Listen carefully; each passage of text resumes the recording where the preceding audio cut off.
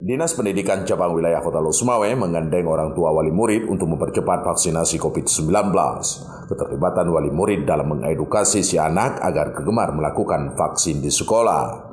Kepala Sub Bagian Tata Usaha Cabang Dinas Pendidikan Wilayah Lok-Sumawe, Jamaluddin mengatakan, proses vaksinasi itu terus dipacu ke seluruh sekolah guna memutus mata rantai COVID-19. Semua pihak ikut dilibatkan dalam kelancaran kegiatan itu seperti aparat TNI Polri, Dinas Kesehatan, dan sejumlah unsur terkait lain. Meyakinkan para siswa bahwa vaksinasi itu aman dari sisi kesehatan. Persoalan ada kejadian atau kejadian ikutan pasca imunisasi atau KIPI, itu tentunya ada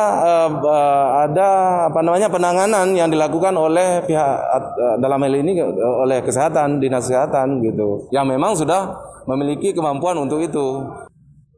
Ia menambahkan ada 3.600 orang dari total 8.137 siswa-siswi yang sudah menjalani vaksin. Hingga kini belum ada laporan wabah corona di lembaga pendidikan wilayah itu. Dari Kota Lok-Sumawe, Erwin Jalaluddin melaporkan untuk KBR.